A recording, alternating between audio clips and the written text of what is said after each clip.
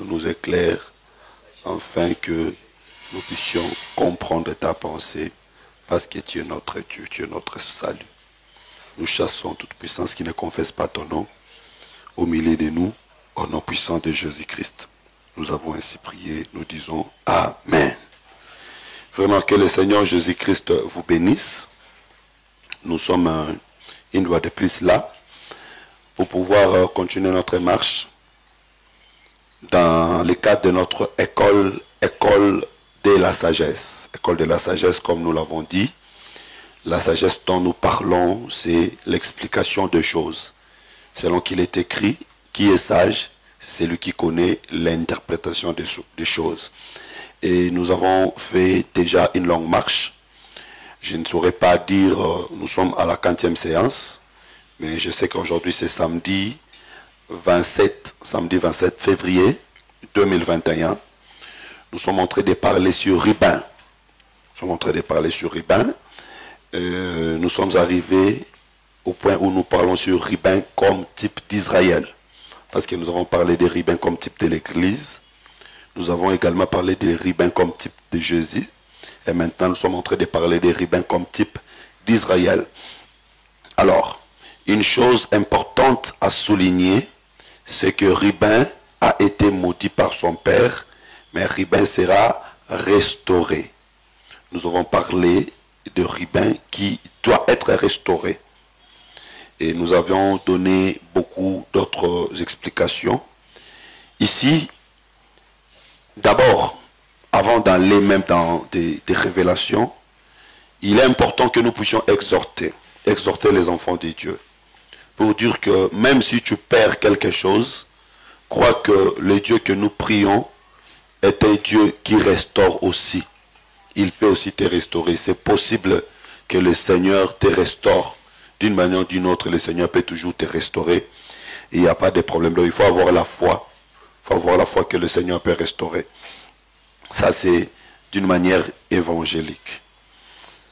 Nous aussi, nous avons parlé de ça. Nous aussi, Église comme Ribin, tout ce que nous pouvons avoir perdu, Dieu peut nous restaurer. Et j'avais dit également qu'il faut éviter d'erreurs. Il y a certaines erreurs qui coûtent cher dans la vie, qui nous font perdre des choses précieuses. Et par la grâce de Dieu, nous pouvons récupérer. Alors, par rapport à Israël, nous avons montré qu'Israël avait perdu les droits d'aînesse. Israël avait perdu la gloire, Israël avait perdu la royauté, mais Israël sera restauré.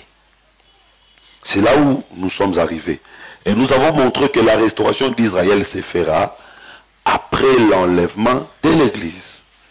Il faut noter cela, il faut souligner cela, parce que sur le plan politique, 2021, il y a aujourd'hui Israël qui a retrouvé déjà son pays à travers l'indépendance accordée au peuple d'Israël par les Nations Unies. Ça c'est sur le plan politique. Mais sur le plan prophétique, jusqu'à ce jour, Israël n'est pas encore restauré. Pourquoi? Parce qu'Israël ne sera restauré qu'après l'enlèvement de l'Église. Donc vous comprenez que quand les Nations Unies ont accordé l'indépendance à Israël, l'Église est encore sur la terre. Donc, spirituellement, cela ne signifie rien, ne représente pas la véritable restauration. C'est pourquoi nous disons que la restauration véritable, c'est ce qui vient spirituellement et non ce qui vient physiquement. Donc voilà. Et il est important de noter, j'avais montré à la séance passée, que le peuple d'Israël sera restauré au temps de la colère. C'est ce qui nous pousse à aborder un peu, parce que nous ne serons pas entrés en profondeur faute du temps. Sinon, nous allons passer tout le temps, peut-être 1 mois, 2 mois à parler que sur Ribin. Nous ne serons pas entrés en profondeur, mais nous allons faire un aperçu général sur l'ouverture des 7 sceaux. Parce que c'est en ces temps-là que le peuple d'Israël sera restauré. Dans les événements de 7 sceaux, que le peuple d'Israël sera restauré. Alors, notez ça, je vais expliquer, mais vous notez déjà que Israël sera restauré dans 2 phases. La restauration d'Israël connaîtra 2 phases principales. La première phase, c'est la prédication des besoins. Et la deuxième phase, c'est la venue de l'esprit de grâce. Quand les deux uns vont prêcher, Israël ne sera pas totalement restauré. Mais c'est quand le Seigneur répandra l'esprit de grâce, c'est alors que le peuple d'Israël sera totalement restauré. Il y a beaucoup de types dans la Bible. Nous pouvons prendre le cas de Saoul. Saoul qui est établi chef en Israël. Ce n'est pas tout Israël qui a créé en lui. Il y a un petit groupe qui a créé en lui. Mais quand Saoul a combattu pour eux contre les Ammonites, Saoul a vaincu. Et il y a un groupe d'Israël qui s'est levé pour dire, nous devons tuer tous ceux qui se sont opposés contre Saoul. Ces jours-là, Saoul dit, non, personne ne mourra. C'est ça l'esprit de grâce. En ce moment-là, c'était tout Israël qui était réunifié tout autour de Saoul. Donc la restauration d'Israël se fera dans des phases. Mais ce sont des choses qui vont s'accomplir quand l'Église sera enlevée. Et ce sont des choses qui vont s'accomplir lors de l'accomplissement des événements décrits dans l'ouverture des 7 sceaux. Alors, une idée sur les 7 sceaux. J'aimerais d'abord, je vais revenir sur l'intercession de Moïse sur Israël. Ici, j'aimerais d'abord que nous puissions comprendre. Lisons Apocalypse chapitre 6. Commençons par Apocalypse chapitre 5.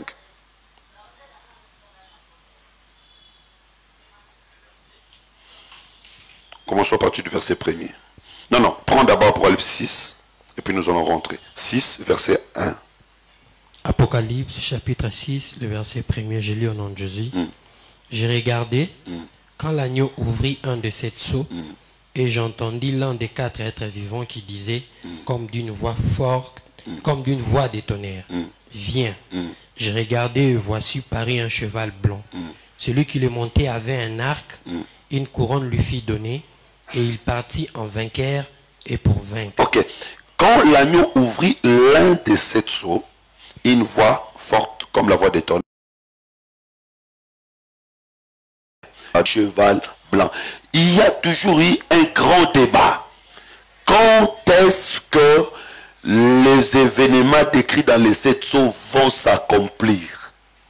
Est-ce que c'est aujourd'hui qu'il y a les chevals blancs? Est-ce que c'est aujourd'hui qu'il y a les cavaliers? Point d'interrogation. J'aimerais ici, dans l'école de sagesse, dire la vérité. La vérité, c'est quoi? La vérité, c'est que il y a certaines prophéties bibliques qui ont deux sortes d'accomplissements. Les accomplissements partiels et les accomplissements totaux. Là, il ne faut pas oublier. Je donne un exemple. Dieu dit à Abraham que je donnerai la terre de Canaan à ta descendance, à ta postérité. Quand est-ce que cette écriture s'est accomplie? Parce que Josué et Moïse ont effectivement ramené le peuple d'Israël dans la terre promise. C'était l'accomplissement de cette prophétie. Mais Hébreu nous dit que ils n'ont pas amené Israël dans la terre promise. Ils ne sont pas entrés dans le repos. Ils sont en train d'attendre que le Seigneur vienne les amener dans le repos. Vous voyez que cette écriture s'est accomplie avec Josué et Moïse d'une manière partielle.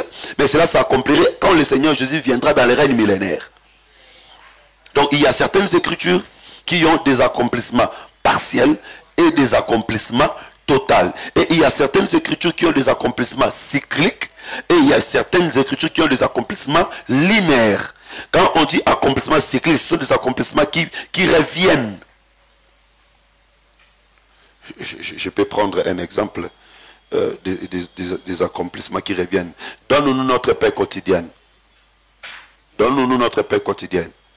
C'est chaque jour que cela va s'accomplir. C'est chaque jour que cela va s'accomplir. Ça, c'est cyclique, cycle. Mais quand on dit que la Vierge deviendra sainte et enfantera, c'est une prophétie linéaire qui ne s'est accomplie qu'une seule fois. C'est fini, ça ne s'accomplira plus.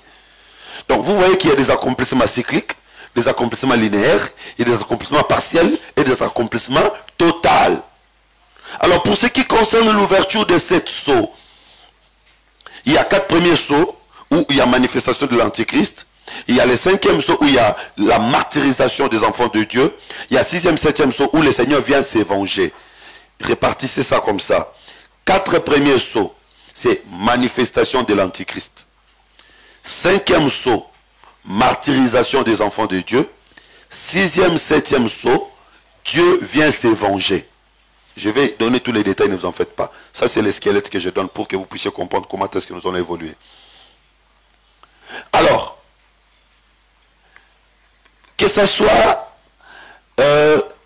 quatre premiers sceaux, manifestation de l'Antichrist, il y a des accomplissements partiels et des accomplissements totaux. Que ce soit cinquième sceau, martyrisation des enfants de Dieu, il y a des accomplissements partiels et des accomplissements totaux. Là, je vais donner un exemple. Si vous lisez par exemple Matthieu chapitre 23, Jésus dit aux enfants d'Israël, je vous ai envoyé des prophètes, vous les avez tués. Vous tuerez encore. Quand Jésus disait vous tuerez encore, il parlait de qui? Parce que les apôtres étaient tués par ces gens-là. Mais Jésus voyait les besoins. Donc l'accomplissement partiel, c'est les apôtres, mais l'accomplissement total, c'est les besoins. Et si vous allez maintenant pour ce qui concerne sixième, septième sceau, vengeance, Dieu viendra se venger contre les nations de la terre pour ceux qui font subir à ses enfants. Aujourd'hui, Dieu se venge aussi. Aujourd'hui, Dieu frappe aussi les nations. Mais totalement, cela va s'accomplir après la prédication des besoins. Donc, il y a toujours des accomplissements partiels et des accomplissements totaux. Alors, ces débats-là n'a pas place dans l'église aujourd'hui. Quand est-ce que premier saut, deuxième saut, troisième saut, quatrième saut, vont s'accomplir? J'ai dit qu'aujourd'hui, c'est d'une manière partielle. Mais d'une manière totale, c'est après l'enlèvement de l'église. Parce qu'il s'agit des chevaux. Regardez, qu'est-ce qui se passe en Égypte? Quand est-ce que Pharaon va prendre un cheval pour suivre les enfants d'Israël? Quand est-ce que Pharaon va apparaître sur un cheval? Aucun Israélite ne te dira que pendant qu'Israël était en Égypte, ils avaient vu Pharaon sur un cheval. Jamais. Ils ont vu Pharaon sur un cheval. D'abord, après la mort de l'agneau. L'agneau doit mourir. Non seulement ça, Israël doit sortir.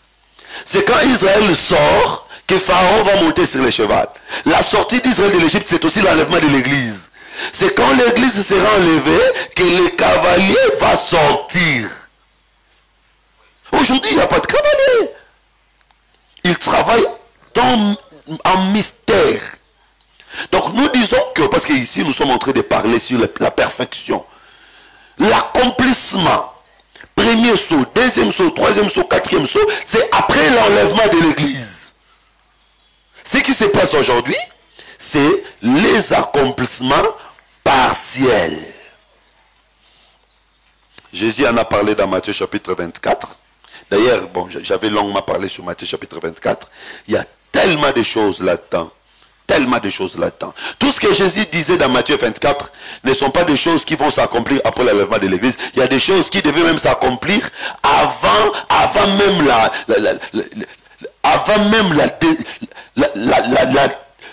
l'évolution ou le développement de l'église. Par exemple, quand Jésus prophétise sur Jérusalem, il dit, il ne restera pas ici, pierre sur pierre qui ne soit renversé. C'est une prophétie qui s'est accomplie à l'an 70. À cette époque-là, l'église n'était même pas si forte. Donc, des choses que Jésus a décrites dans Matthieu chapitre 24 ne sont pas forcément des choses qui s'accompliront après l'enlèvement de l'église. Il y a des choses qui se sont accomplies même pendant que Jésus était mort, pendant que les apôtres étaient en train de travailler. Il y a des choses qui s'accomplissent aujourd'hui. Il y a des choses qui s'accompliront après l'enlèvement de l'église. Mais s'agissant de cette sceau, nous disons que les 4 premiers sceaux vont s'accomplir totalement après l'enlèvement de l'église. Je vais donner un autre exemple. Genèse chapitre 27. Genèse chapitre 27, Ésaü conçoit la haine contre son frère. Ésaü conçoit la haine contre son frère. Qu'est-ce que Ésaü dit? Les jours du deuil de mon père arrivent, je tuerai Jacob. Donc la haine se trouve dans le cœur. Cette haine se manifestera les jours du deuil du père. Maintenant, il faut faire très attention. Quand on dit les jours du deuil, qu'est-ce que cela veut dire? Ce sont des jours qui viennent après l'enterrement. Parce que pendant que le corps est là, On est en train de plairer le père. Ésaü ne pourra jamais tuer son frère. Parce qu'il y a des gens qui sont là. Il va attendre que quand on enterre le père, tout le monde ira. C'est ce temps-là que Ésaü va manifester sa colère. Donc nous disons qu'aujourd'hui, là, le corps est là. Puisque le corps est là, Ésaü ne peut pas se manifester. Vous comprenez que le corps de Christ nous protège. La parole de Dieu est une protection pour nous, est une sécurité pour nous, même si Ésaü a la haine, mais il ne peut rien nous faire aujourd'hui, parce que le corps nous garde, le corps nous protège. Même si le diable est là, même s'il a la puissance, il ne peut pas nous toucher aujourd'hui, parce que mais le jour où le corps sera enterré, c'est-à-dire le jour où la parole quittera le monde, en ce moment-là, il se manifestera.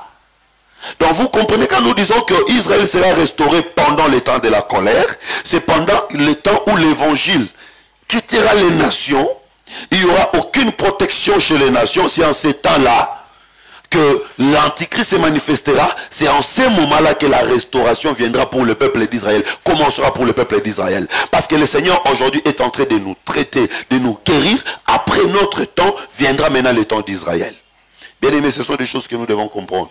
Malgré que ce sont des choses qui ne s'accompliront pas dans notre temps, mais nous sommes appelés, nous sommes censés à comprendre ces choses. Vous savez, nous sommes un peuple bâti sur la montagne. Remarquez ce qui se passe. Quand Moïse est sur la montagne, Moïse, sa figure brillait, mais il ne couvrait pas. C'est quand il descend qu'il couvre. Donc pour dire que le peuple qui est sur la montagne n'a pas besoin de voir un Moïse qui n'est pas voilé. Mais le peuple qui est au bas de la montagne voit Moïse voilé.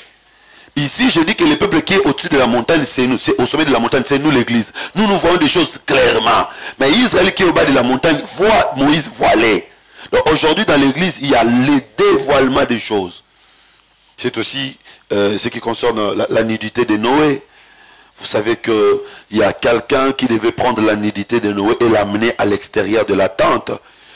C'est vrai que ces choses seront une folie pour les gens des nations, mais pour nous les enfants de la maison, nous comprenons que c'est notre nourriture, c'est une grâce et une bénédiction. Noé c'est le Père, la nudité du Père c'est le secret du Père. Le secret du Père était dans la tente. Or nous savons que la tente du Père c'est le ciel. Il y a quelqu'un qui doit prendre le secret qui est au ciel, l'amener sur la terre. Cette personne-là c'est Cham. Et à cause de cet acte-là, il doit être maudit. Mais attention, c'est pas lui qui sera maudit, c'est son fils qui sera maudit. Mais le fils, c'est une partie de l'homme. Donc vous comprenez que sur la croix de Golgotha, le Seigneur était maudit parce qu'il nous avait amené la révélation. Mais ce n'était pas totalement lui, c'était une partie de lui qui était maudit. C'est-à-dire c'était le corps qui était maudit, mais l'esprit n'était pas maudit. Et ce corps qui était maudit est devenu une bénédiction pour nous. Parce que Canaan qui était maudit est devenu bénédiction d'Abraham. Je vais te dire que celui qui était maudit sur la croix de Golgotha, c'est celui-là qui est notre bénédiction aujourd'hui. C'est ça aussi Adam. Donc vous savez que Adam n'était pas totalement maudit. Dieu dit, puisque tu as fait cela, la terre sera maudite à cause de toi. Quelqu'un dira que non, Adam n'était pas maudit, c'est la terre qui était maudite. Non, mais tu comprends pas. Cette terre, c'est Adam.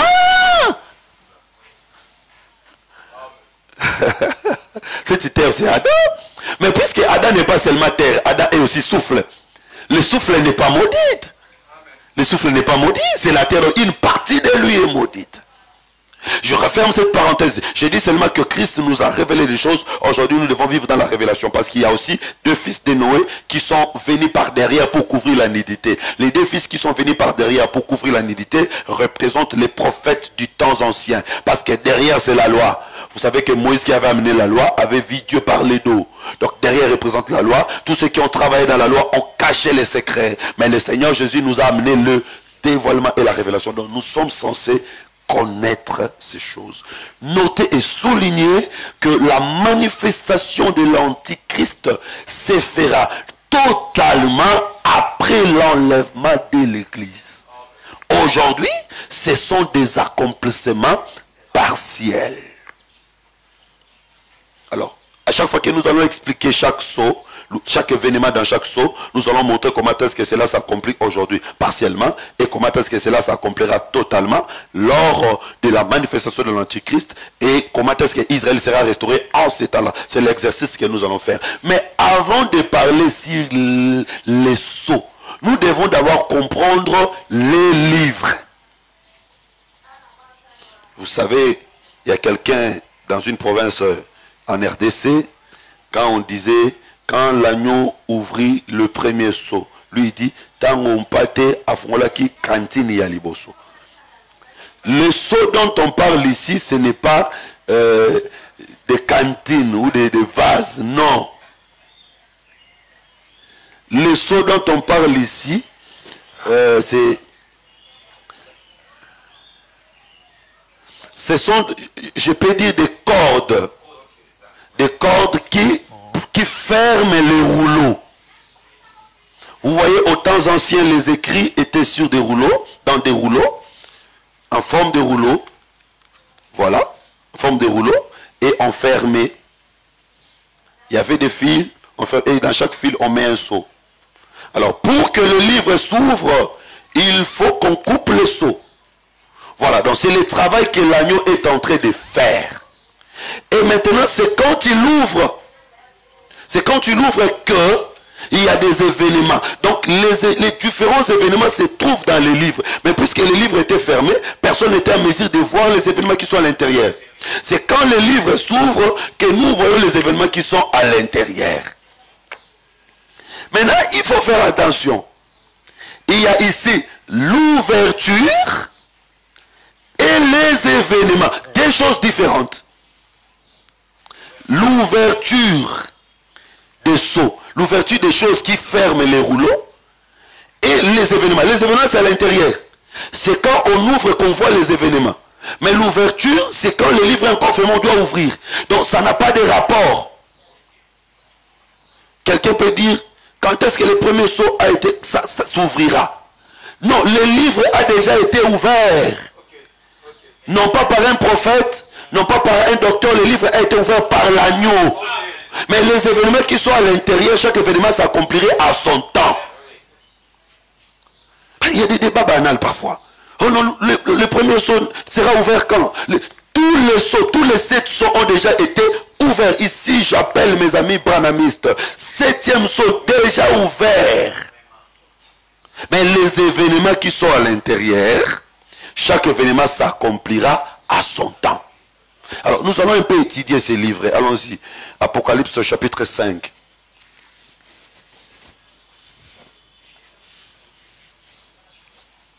Je vais vous faire un petit tour. Je vais vous amener dans les livres scellés ici. Oui, premier verset. Apocalypse chapitre 5. Suivez bien mes chers bien-aimés. J'aime ces choses. Elles sont tellement intéressantes. Puis je vis dans la main droite de celui qui était assis sur le trône un livre écrit en dedans et en dehors. D'abord, please mon frère, va dans Apocalypse 4, chapitre 4, verset 1er. Apocalypse 4, chapitre 4, le verset 1er. Après cela, j'ai regardé et voici une porte était ouverte dans le ciel. La première voix que j'avais entendue, comme le son d'une trompette. Après quoi? Comme le son d'une trompette. Non, les premiers mots que tu as lus, c'était après cela. Après quoi? Non. Ici, nous sommes dans Apocalypse 4. Ouais. Jean dit après cela. Moi, je pose la question, après quoi? Quelqu'un peut me répondre? Oui, le chapitre 3. Chapitre 3, le verset 22. C'est quoi le chapitre 3? Qui est celui qui a des oreilles. Cela veut dire seulement que Apocalypse n'est pas écrit d'une manière chronologique. Tu ne peux pas étudier Apocalypse chapitre 1, chapitre 2, chapitre 3. Toi, tu penses que les événements se suivent chronologiquement. Non, tu vas échouer. Pourquoi? Parce que c'est une vision. La vision ne respecte pas l'ordre chronologique et non l'ordre d'espace. Dans la vision, il n'y a pas le respect du temps ni le respect d'espace. C'est ça la plus grande difficulté pour tout celui qui étudie le livre d'Apocalypse. Alors, Apocalypse 4, on lui dit quoi? Va Apocalypse 4. Après cela, j'ai regardé et voici une porte était ouverte dans le ciel. Une porte ouverte dans le ciel. La première voix que j'avais entendue, comme le son d'une trompette, et qui me parlait, dit, monte ici, Et je te ferai voir ce qui doit arriver dans la suite. Ce qui doit arriver dans la suite. Vous comprenez que ce qui doit arriver dans la suite, ce n'est pas Apocalypse 5. Hein? Parce qu'Apocalypse 5, c'est l'ouverture, c'est l'agneau, ça, ce sont des choses qui sont déjà passées. Donc, ici, quand il lui dit dans 4, après cela, il faut prendre maintenant ces 5. C'est après 5. C'est-à-dire, après la mort de l'agneau, l'église doit voir des choses qui vont arriver. Je suis allé là-bas pour vous montrer seulement que premier saut, deuxième saut, troisième saut, quatrième saut, en réalité, ce sont des choses qui vont arriver. Ce sont des choses qui vont arriver. Le Seigneur, puisqu'il nous aime, il nous donne la révélation des choses. C'est ça la prophétie. Parce que la prophétie, c'est l'étude des événements du futur. Et je vous avais dit autrefois que la prophétie est différente de l'eschatologie qui étudie l'histoire des événements. La prophétie, c'est l'étude des événements du futur. Alors, rentrons dans Apocalypse 5. Apocalypse chapitre 5, le verset 1er. Puis je vis dans la main droite de celui qui était assis sur le trône un livre écrit en dedans et en dehors, scellé de 7 sceaux. Il faut faire très attention avec toutes les prépositions que vous voyez. Puis, après cela, quand on dit puis, c'est comme si cet événement succède l'événement précédent. Non. Je vis un livre écrit en dedans et en dehors, scellé de 7 sceaux, dans la main droite de celui qui était assis sur le trône. Allons. Et je vis un ange puissant qui criait d'une voix forte, qui est digne d'ouvrir le livre et d'en rompre les sceaux.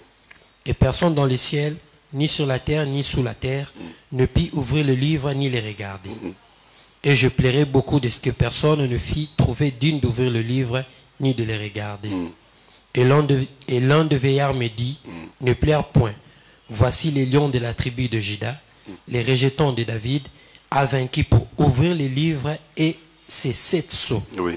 Et je vis au milieu du trône et des 4 êtres vivants et au milieu de vieillards un agneau qui était là comme immolé. Il avait 7 cornes et 7 yeux qui sont les 7 esprits de Dieu envoyés par toute la terre.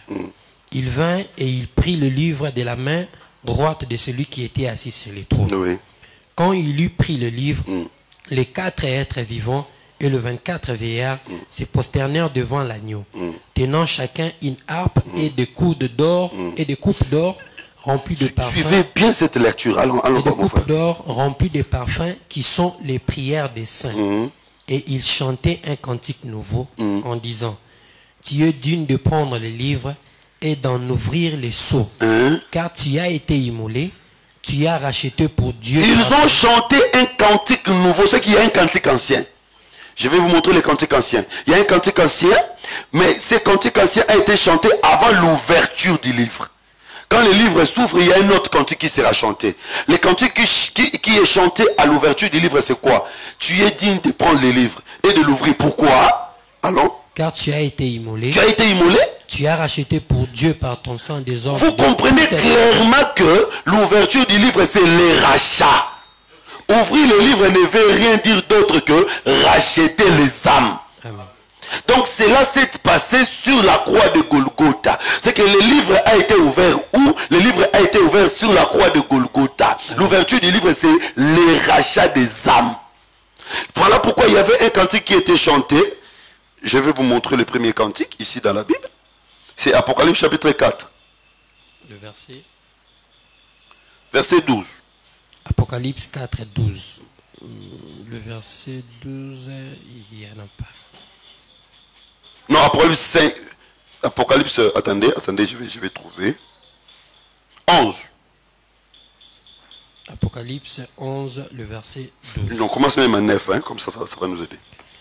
Des hommes d'entre le peuple, le tribus, les langues et les nations verront leurs cadavres pendant 3 jours et demi. Sorry. Je suis d'Apocalypse 4. Toi, tu es d'Apocalypse combien? J'ai donné 11. Ouais, non, Apocalypse 4, j'avais dit verset 11, et puis j'ai dit maintenant verset 9. Toi, tu es dans 11. Apocalypse 4, je commence à partir du 9e verset. Oui. Quand les êtres vivants rendent gloire et honneur et action. Ça, c'est le premier cantique, avant l'ouverture du livre. Qui est assis sur le trône, à celui qui vit au siècle des siècles. Le 24 vieillards se prosternent devant celui qui est assis sur le trône et ils adorent celui qui vit au siècle des siècles. Et ils jettent leurs couronnes devant les trônes en disant, tu es digne, notre Seigneur et notre Dieu, de recevoir la gloire et l'honneur et la puissance, car tu as créé toutes choses et c'est par ta volonté qu'elles existent et qu'elles Le premier cantique, c'est lié à la création. On est en train d'adorer seulement le Créateur. On n'adore pas le Rédempteur. Parce que là, il n'y a pas encore la rédemption. Mais quand il ouvre les livres, maintenant, on parle de la rédemption. Mais attention, c'est la même personne qu'on est en train d'adorer. Quand, avant l'ouverture du livre, il était lion. Mais après l'ouverture du livre, on le voit comme un agneau. C'est la même personne. Donc, je vais vous dire que l'ouverture du livre, en réalité, c'est le rachat. Ouvrir le livre, ouvrir les sept du livre, veut dire seulement racheter les âmes. Toute tribu, de toute langue, de tout peuple. C'est la même personne, le Seigneur Jésus-Christ, qui était lion, qui devient agneau pour racheter. C'est comme, je peux vous parler de David. David était à la fois chantre, guerrier et roi. Il ne peut pas devenir roi s'il ne commence pas par être chantre. Il doit commencer par être chantre. Après avoir été chantre, il deviendra guerrier et à la fin, il finira par être roi. Mais quand il est chantre, qu'est-ce qu'il fait? Quand il est chantre, il chasse les démons par sa musique. Vous connaissez l'histoire. 1 Samuel chapitre 16. Est-ce qu'il faut qu'on lise ça? On peut gagner le temps. Et lisons quand même. Lisons. 1 Samuel chapitre 16. Commence à partir du verset 12. 1 Samuel chapitre 16, verset 12. Isaïe l'envoya chercher, or il était blond, avec de beaux yeux et une belle figure. L'Éternel dit à Samuel, lève-toi, oins-les car c'est lui. Si vous lisez le verset précédent, lisez le verset précédent. Puis Samuel dit à Isaïe. Non, monte encore. Isaïe fit passer ses 7 fils devant Samuel. 9. Isaïe fit passer Shama. Je suis en train de chercher Saoul. Parce que l'esprit doit quitter Saoul. Bon, continue, moi je vais trouver ça rapidement. Verset 12. Va au verset 12, tu descends. Isaïe l'envoya chercher. Or il était blond, avec de beaux yeux et une belle figure. L'Éternel dit à Samuel, lève-toi, oins-les, car c'est lui. Samuel prit la corne d'huile et l'oignit au milieu de ses frères. L'Esprit de l'Éternel saisit David à partir de ces jours et dans la suite. Ok. Verset 14. L'Esprit de l'Éternel se retira de Saoul. Quand l'Esprit touche David, l'Esprit se retire de Saoul. C'est que deux personnes ne pouvaient pas avoir l'Esprit au même moment à ce temps-là. C'est ce qui se passe avec Jean-Baptiste. Quand Jésus est loin, la tête de Jean-Baptiste doit être coupée. Parce que au temps ancien, l'Esprit ne pouvait pas être au même moment dans deux personnes. Vous voyez. Maintenant, quand David reçoit l'Esprit, qu'est-ce qu'il fera? Parce que le véritable David, c'est le Seigneur Jésus-Christ. Si vous lisez dans la suite, il va aller jouer la musique pour que les démons sortent dans Saoul. Voilà pourquoi le véritable David, comme le Seigneur Jésus-Christ, quand il est venu, il va dans les Jourdains, il reçoit l'Esprit, il marche dans les rues de Galilée, il chasse des démons. C'était ça la musique de David qui chassait des démons. Mais après ça, il doit devenir guerrier. Où est-ce qu'il est devenu guerrier? Sur la croix de Golgotha. Il a combattu contre Goliath. Voilà pourquoi aujourd'hui, il est roi dans son église. C'est la même personne qui était chantre, qui devient guerrier et qui finit par être roi. Et tous ces accomplissements sont des accomplissements partiels. Parce que totalement, c'est aujourd'hui qu'il est chantre dans l'église. La chanson aujourd'hui, c'est la prédication. Et cette prédication est en train de chasser les démons dans l'église. Après la prédication, le Seigneur deviendra guerrier lors de la guerre d'Armageddon. Et à la fin, il deviendra roi dans le règne millénaire. C'est la même personne, mais qui joue différents rôles. Donc, c'est lui qui était lion, c'est lui qui devient agneau. C'est comme Jésus qui entre dans la terre le retient. 3 jours. Vous savez que pour qu'il puisse sortir, il y a un ange qui était venu. C'est écrit comme ça, non? Il y a un ange qui était venu rouler la pierre. Donc celui qui était en train n'était pas capable de rouler la pierre lui-même. Pourquoi? Parce que là, il avait la forme de Gabriel. Gabriel, c'est un ange messager. Il n'amène que les messages. Mais pour la guerre, il doit prendre la forme de Michael. Vous êtes perdu. Allez à Babylone. Quand Dieu envoie la réponse à Daniel, Gabriel vient, le roi des Perses les bloque. Mais quand Michael vient, Michael va débloquer. C'est-à-dire le Seigneur Jésus, quand il vient dans la portion de Gabriel, on peut l'attraper, on peut le tuer. Mais quand il vient dans la position de Michael, personne ne peut le résister. Donc c'est la même personne, c'est lui-même qui était le lion, qui devient l'agneau pour racheter, pour sauver, pour apporter le salut. Il devient l'agneau. Donc ouvrir le livre, c'est sauver, c'est racheter. Et cela s'est accompli sur la croix de Golgotha. Je vais vous donner un exemple. Je ne sais pas, peut-être qu'on n'aura pas le temps de tout lire. Allons dans Jérémie, Jérémie chapitre 32. Verset 6. Jérémie chapitre 32, le verset 6. Jérémie dit, la parole de l'Éternel m'a été adressée en ces mots. Voici Anamel, fils de ton oncle Shalom, va venir auprès de toi pour te dire, achète mon champ qui est à Anato, car tu as les droits des rachats pour l'acquérir. Et Anamel, fils de mon oncle, vint auprès de moi, selon la parole de l'Éternel, dans la cour de la prison, et il me dit, achète mon champ qui est à Anato, dans le pays de Benjamin, car tu as le droit d'héritage et de rachat. Achète-le. J'ai reconnu que c'était la parole de l'Éternel. J'ai acheté de Anaël, fils de mon oncle, les champs qui est à Anato. Je lui pesai l'argent, 17 cycles d'argent. J'écrivis un contrat que j'ai cacheté. J'ai pris de témoins et je pesai l'argent dans une balance. Attends, on évolue. Nous allons aller lentement. Jérémie, quand il était libre, il n'a jamais acheté les champs. Parce que pendant que les choses se passent ici, Jérémie est où? Il est dans la prison. C'est quand on arrête Jérémie que Dieu va dire à Jérémie d'acheter les champs. Mais Dieu, comment tu te comportes? Quelqu'un qui est libre, tu ne lui dis pas d'acheter les champs. Mais quand il est arrêté, tu lui demandes d'acheter les champs. C'est prophétique. Le véritable Jérémie, c'est qui? C'est le Seigneur Jésus-Christ. Pendant que Jésus était en train de marcher sur les avenues d'Israël, Jésus n'avait pas racheté les champs. C'est quand il est monté sur la croix de Golgotha, c'est alors qu'il achète les champs.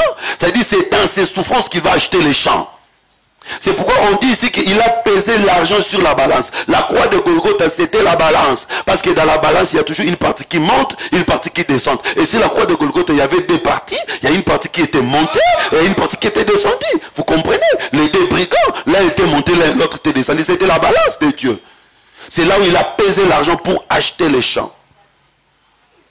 Mais quand il achète les champs, on dit qu'il y a deux contrats. Il y a un contrat cacheté et un contrat ouvert. Donc quand on achète les champs, on doit voir un livre. Le livre parle du rachat. Mais dans le livre, il y a les écrits du dedans et les écrits du dehors. Parce qu'on dit que le livre était écrit en dedans et en dehors. Dans d'autres versions, on dit qu'il était écrit en recto et verso. Alors les écrits de l'extérieur sont des écrits visibles. Les écrits de l'intérieur ne sont pas visibles. Il faut qu'on ouvre pour que tu voies. C'est pourquoi Jérémie également à son tour, Jérémie écrit un contrat ouvert et un contrat cacheté. Bien aimé, je vais d'abord dire que sur la croix de Golgotha, il nous a rachetés. C'est dans ses souffrances qu'il nous a rachetés. Voilà pourquoi nous disons que le Jésus qui nous a sauvés, ce n'est pas le Jésus qui marchait là. C'est le Jésus qui était mort qui nous a sauvés. C'est dans ses souffrances, dans ses peines que nous sommes sauvés. Voilà pourquoi la Bible dit, c'est par ses meurtrissures que nous avons la guérison. Donc s'il n'était pas blessé, nous n'aurions pas pu être guéris. C'est dans ces souffrances qu'il nous a rachetés, c'est dans ces souffrances qu'il nous a sauvés, donc dans ces souffrances qu'il a ouvert le livre. L'ouverture du livre, c'est par sa souffrance. Voilà pourquoi Apocalypse 5 dit, un agneau comme immolé. C'est le Seigneur qui a souffert pour que nous soyons sauvés. La mort de Christ était pour ouvrir le livre. Ouvrir le livre ne veut tout simplement dire racheter. Continue avec le texte de Jérémie. Oui. J'ai acheté des Hanamel, fils de mon oncle, les champs qui est à Anathoth, et je lui pesai l'argent, 17 cycles d'argent. J'écrivis un contrat que j'ai cacheté. J'ai pris des témoins et je pesai En l'argent. présence des témoins, c'est ce que Paul dit. Il a livré publiquement spectacle. Ok, avançons. Et je pesai l'argent dans une balance. J'ai pris ensuite le contrat d'acquisition, celui qui était cacheté, conformément à la loi et aux usages, et celui qui était ouvert. Et j'ai remis le contrat d'acquisition à Baruch, fils de Nérija, fils de Maséja, en présence de Hanamel, fils de mon oncle, en présence des témoins qui avaient signé le contrat d'acquisition, et en présence de tous les Juifs qui se trouvaient dans la cour de la prison. Et j'ai donné devant eux cet ordre à Baruch. Ainsi parle l'Éternel des armées, le Dieu d'Israël. Prends ces écrits, ces contrats d'acquisition, celui qui est cacheté et celui qui est ouvert, et mets-les dans un vase de terre, afin qu'il se conserve longtemps. Car ainsi parle l'Éternel des armées, le Dieu d'Israël, on achètera encore de maisons, des champs. On prend le contrat, on met dans les vases de terre. Paul le dit clairement que nous portons aujourd'hui ces trésors dans des vases de terre. Les vases de terre aujourd'hui, ce sont des ministres en qui Dieu a mis cette parole du rachat. Il dit maintenant, ainsi par l'Éternel, beaucoup de champs seront achetés. Donc à partir de ce qui s'est accompli sur la croix de Golgotha, il y a des âmes qui seront sauvées. Je suis allé là-bas pour vous montrer que l'ouverture du livre, en réalité, c'est seulement l'œuvre de la croix. Ici, il n'y a pas un prophète quelconque.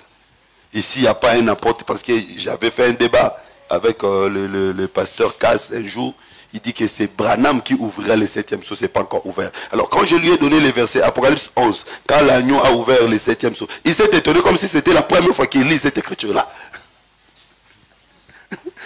Il s'est étonné. Et même les journalistes lui disaient, mais pasteur, c'est écrit noir sur blanc que le 7e sceau a déjà été ouvert par l'agneau. Il s'est étonné. C'est sur la croix de Golgotha que le Seigneur a ouvert. C'est pourquoi j'ai dit à celui qui me suit, rien ne peut plus te bloquer, rien ne peut plus rester mystère dans ta vie, parce que le Seigneur a tout ouvert sur la croix de Golgotha. Alors pourquoi on dit que le livre était écrit en dedans et en dehors? C'est un mystère. Le plan du salut contient deux activités principales. Il y a le rachat et le jugement. Ça se trouve dans le plan du salut. Je vais donner un petit exemple. Quand Dieu vient chez Abraham, il avait combien de projets? Il avait des projets. Les trois hommes qui marchaient là avaient des projets. Premier projet, c'était quoi?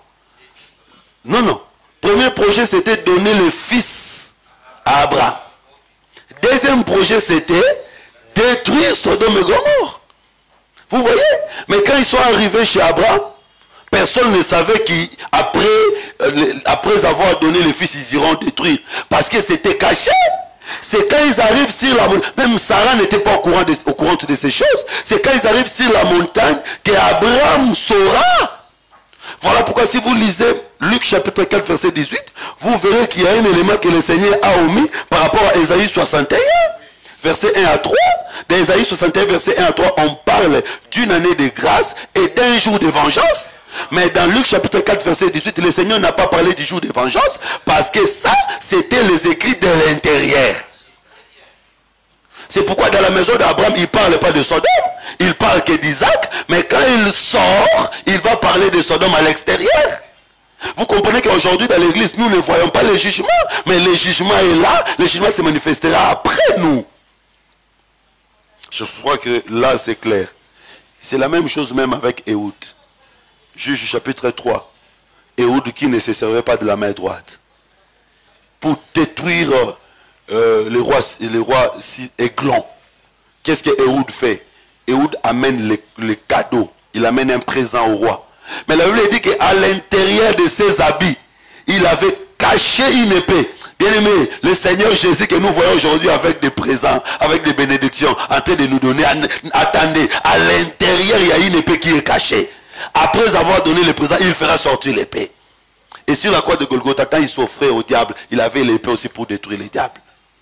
Parce que c'est la croix de Golgotha, il a accepté d'être détruit facilement, mais il y avait une épée qui détruisait les diables.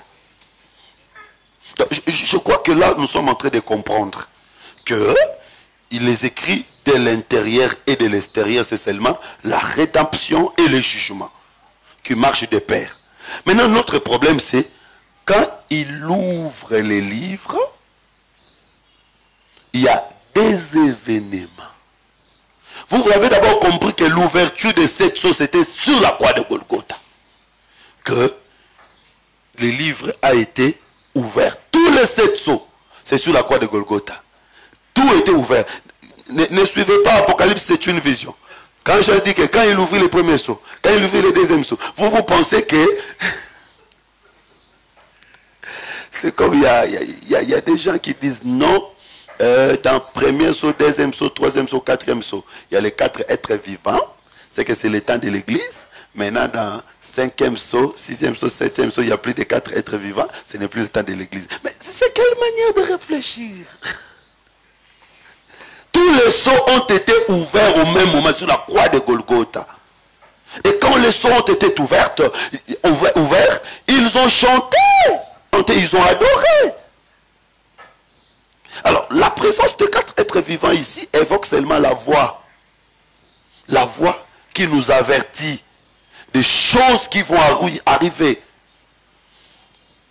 Donc, là, nous sommes d'accord que l'ouverture, c'est sur la croix de Golgotha. J'aimerais dire à tout celui qui me suit que ta vie a été ouverte sur la croix de Golgotha. Tout ce qui a été bloqué, tout ce qui était fermé, il faut croire que c'est sur la croix de Golgotha que toutes ces choses ont été ouverte. Mais chaque chose viendra à son temps. Si la croix, le Seigneur m'avait donné la guérison. Si la croix, le Seigneur m'avait béni. Si la croix, le Seigneur m'avait donné le travail. Si la croix, le Seigneur m'avait donné la vie éternelle. Mais chaque chose viendra à son temps. C'est de la même manière aussi la manifestation de l'Antichrist. Chaque événement s'accomplirait à son temps.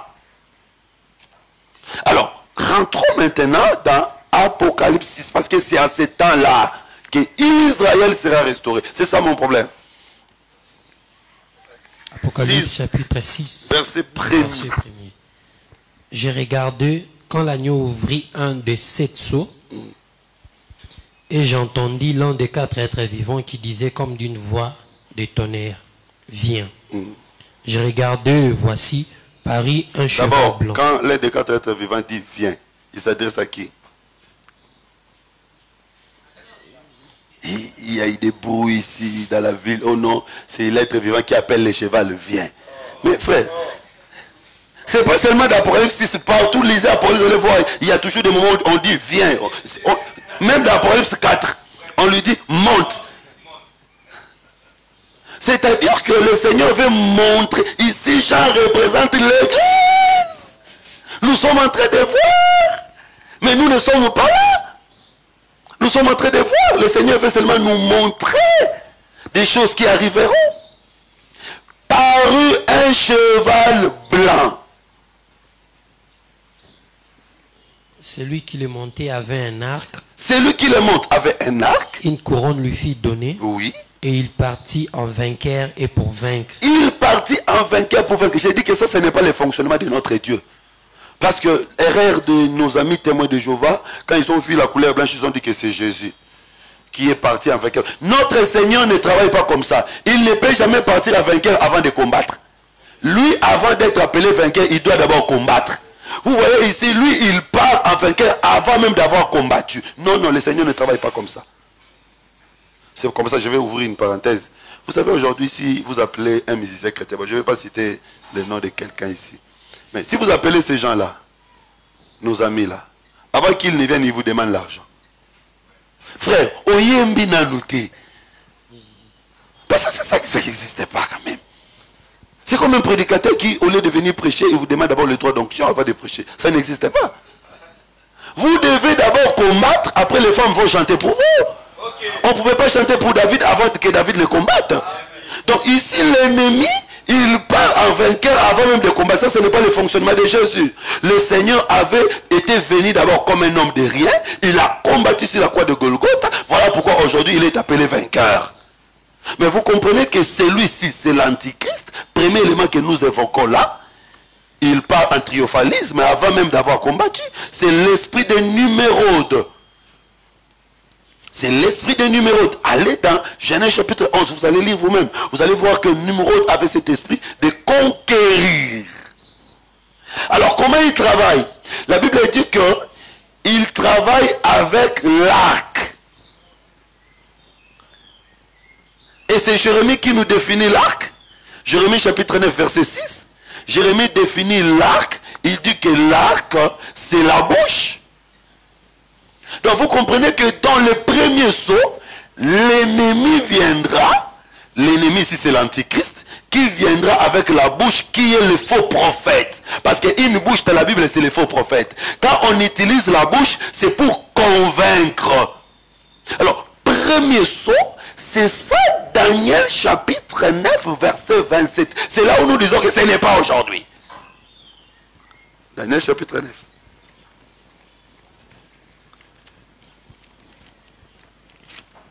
Oh, bien-aimé. Daniel chapitre 9. Nous sommes heureux parce que nous aussi nous avons une bouche.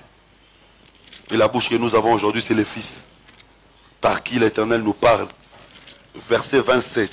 Daniel chapitre 9, le verset 27. Il fera une solide alliance avec plusieurs pour une semaine. Ça c'est qui fait qui fait une solide alliance ici?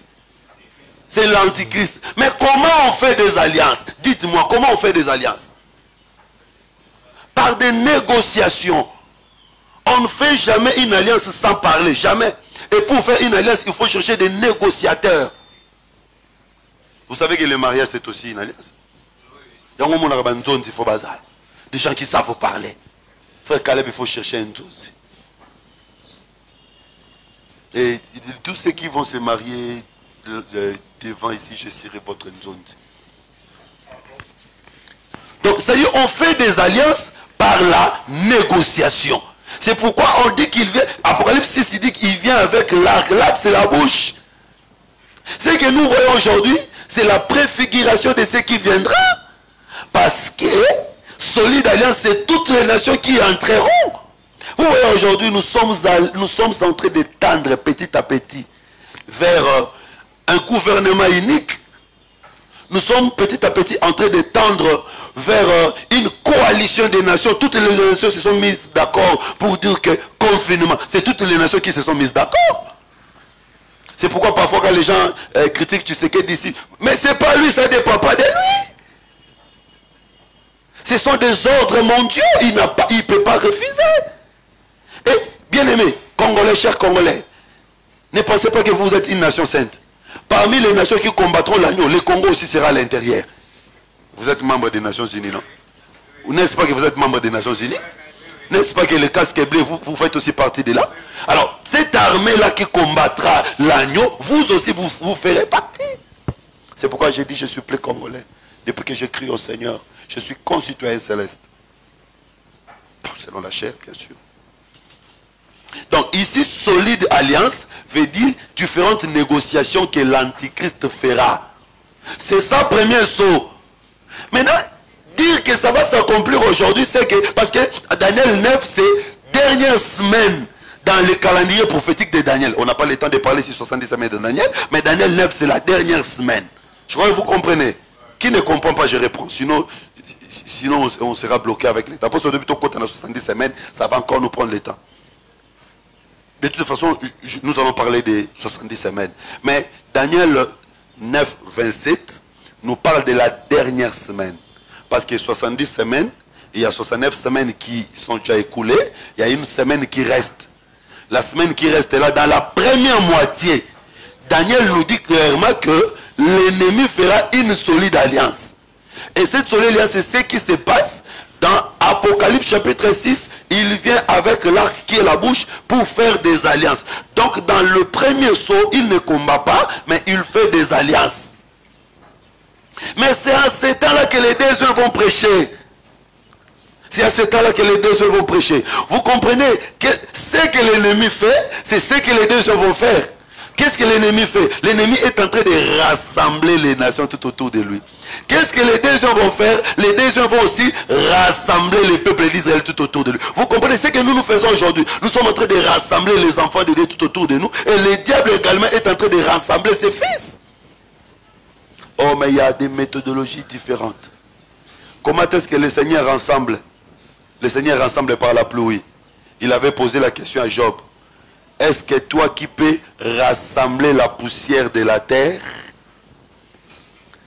Quand la pluie descend, la pluie rassemble la poussière de la terre et les différents grains se collent.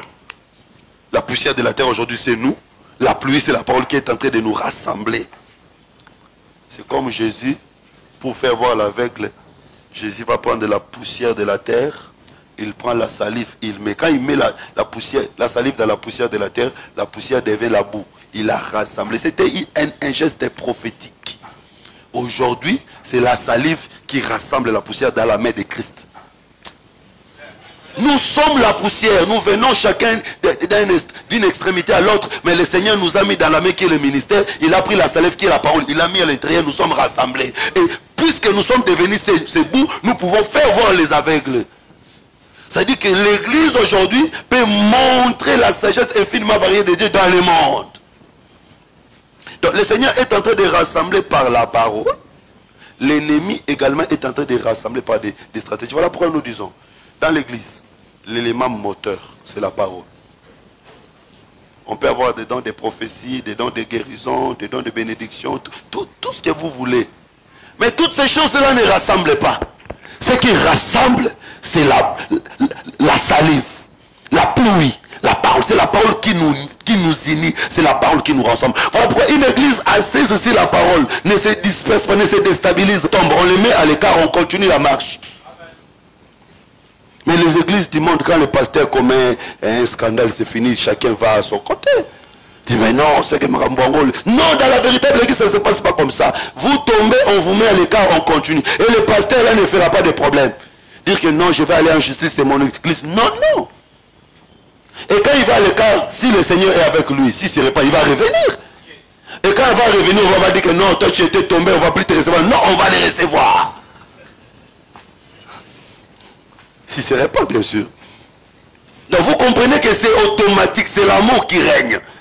Aujourd'hui, ce qui nous rassemble, c'est la parole. Voilà, donc nous comprenons que premier saut, l'ennemi vient rassembler, mais pendant que l'ennemi est en train de rassembler, les besoins aussi sont en train de rassembler. C'est ce qui se passe un peu. Pendant que Aman est en train de travailler,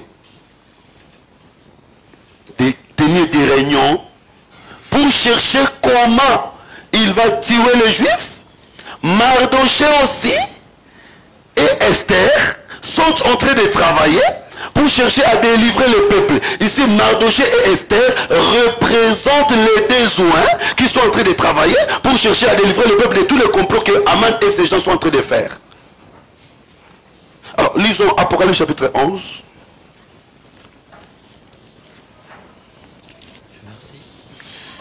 Commençons à partir du verset 3. Apocalypse chapitre 11, le verset 3e. Je donnerai à mes deux joints le pouvoir de prophétiser, revêtus de sacs pendant 1260 jours. Ils vont prophétiser pendant 1260 jours. 1260 jours égale à 42 mois. Égale à 3 ans et demi. C'est le temps, c'est un équivaut au temps où l'ennemi aussi sera en train de travailler. L'ennemi aussi va travailler pendant... Bon, de toute façon, ça c'est important que je le dise. C'est important que nous lisions ça. Rentrons dans Daniel chapitre 9. Oh là là. Bon, pour mes amis, la prophétie, facile. Parce que nous ne connaissons pas ça. Quand quelqu'un ment, vous ne saurez pas qu'il est en train de mentir. Et il y a des gens qui mentent bien, propres.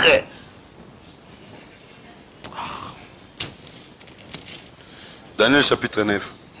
Rentre au verset 27. Il fera une solide alliance avec plusieurs pour une semaine. Il fera une solide alliance avec plusieurs pendant combien de temps? Pour une semaine. Après l'enlèvement de l'église, il restera combien de temps? C'est-à-dire que l'antichrist va travailler durant toute la semaine. Vous comprenez? Parce qu'il y a des frères Chico et les autres qui disent que le premier saut va s'accomplir dans la deuxième partie. Donc pour eux, première partie, c'est seulement les deux qui vont travailler. L'antichrist ne va travailler que dans la deuxième partie. Alors que Daniel, qui a existé avant eux, dit que l'ennemi va travailler pendant une semaine. Dites-moi, je vais croire à Chico ou je vais croire à l'antichrist? Je vais croire à Daniel. Et je crois à Daniel. Bon, quand je dis Chico, je vois les gens qui sont derrière lui. Je préfère citer le nom de Chico parce qu'il ne va pas me traduire en justice. Mais les gens qui sont derrière lui vont me traduire en justice. Donc vous comprenez, bien aimé, que l'ennemi va travailler durant toute la semaine. Maintenant, son travail sera réparti en deux phases. Première phase, il fera des alliances. Il continue là-bas, qu'est-ce qu'on dit? Et durant la moitié de la semaine, au milieu de la semaine, il fera cesser les sacrifices. Il fera cesser les sacrifices. Donc, première phase, il fait des alliances. Là, il n'y a pas de problème. Au milieu de la semaine, il fait cesser les sacrifices. Là, il commence à commettre des actes abominables.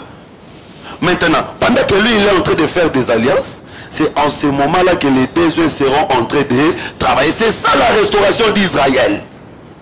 C'est ça Moïse qui intercède pour que Israël ne meure pas, mais Israël soit sauvé.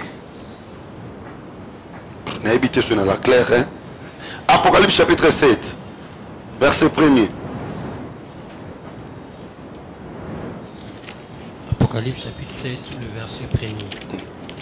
Après cela, je vis 4 anges debout aux 4 coins de la terre. Ils retenaient les 4 vents de la terre, afin qu'il ne soufflât point de vent sur la terre, ni sur la mer, ni sur aucun arbre. Et je vis un autre ange qui montait du côté du soleil levant et qui tenait les sceaux du Dieu vivant. Il cria d'une voix forte aux 4 anges à qui il avait été donné de faire du mal à la terre et à la mer. Et il dit, ne faites point de mal à la terre, ni à la mer, ni aux arbres, jusqu'à ce que nous ayons marqué du sceau le front des serviteurs de notre Dieu. Bon, Apocalypse 7 est parfois très compliqué. Reprends un peu. Nous avons... Afin qu'il ne soufflât point de vent sur la terre, ni sur la mer, ni sur aucun autre arbre. Et je vis un autre ange. Le 5e ange, il n'est pas parmi les 4. Lui, il vient, il monte du côté de l'Orient. Allons. Qui montait du côté du soleil levant. Soleil levant, c'est ça, Orient. Et qui tenait les sceaux du Dieu vivant. Il avait les sceaux de Dieu. Il cria d'une voix forte aux 4 anges à qui il avait été donné de faire du mal à la terre et à la mer, et il dit. Vous voyez que les 4 anges qui retiennent le vent ici avaient la mission de détruire. Mais ils ne vont pas encore détruire si on ne finit pas le travail de marquer les fronts des enfants de Dieu. Alors l'ange qui vient du côté de l'Orient, c'est ça les besoins. Ici, on les présente maintenant comme une seule personne, comme un seul ange. Mais c'est les besoins. Leur travail, c'est quoi? C'est sceller les enfants de Dieu. Les enfants de Dieu ici, c'est Israël. Donc les 4 vents veut dire seulement que la colère de Dieu est déjà là. Mais Dieu ne permettra pas que le monde soit totalement détruit. Il faut d'abord que ces enfants soient scellés. C'est après que ces enfants aient scellés que le monde sera détruit. Je ne sais pas si je suis clair. C'est ça Matthieu 24, 31. L'œuvre des besoins, c'est ça Apocalypse 7, 1 à 3. C'est ça également Matthieu 24, 31. Tu peux lire.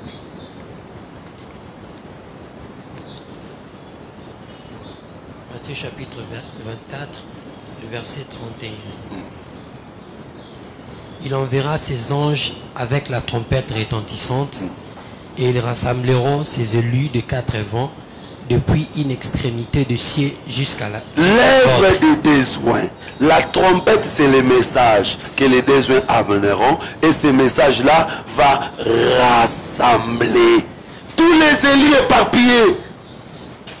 Les élus dont on parle ici, c'est Israël qui seront rassemblés à travers ce message-là. Bon, ici, je vais jeter la bombe qui fera exploser le monde maintenant, la bombe pour laquelle on me traitera d'un fou, j'accepte. Apocalypse 14.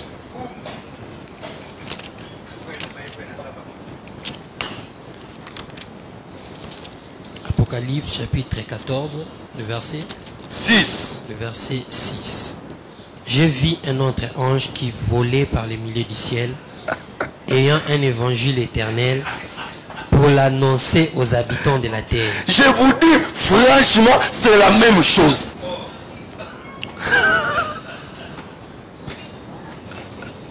À toute nation, toute nation, toute tribu, toute toute langue et toute à tout langue, tout peuple. peuple. Voilà, on mettrait déjà des fous. Mais est-ce que tous les autres ça va bien? Le message est annoncé à toutes les nations, à toutes les tribus, à toutes. Lui il dit que c'est Israël. J'ai dit que le message de Dieu sera planétaire. Mais Israël est éparpillé partout. Que les deux vont prêcher toutes les nations, toutes les tribus, toutes les langues. Mais ils vont chercher seulement les élus. Si vous dites qu'il faut seulement prêcher en Israël, et Moïse Katoumi qui est israélite, qui est ici, ses enfants seront évangélisés comment? C'est que leurs messages seront interprétés en Swahili pour que les Israélites qui sont nés ici retiennent.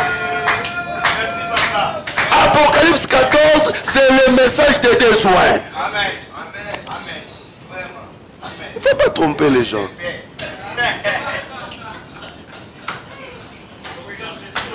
Bon, que le Seigneur vous bénisse.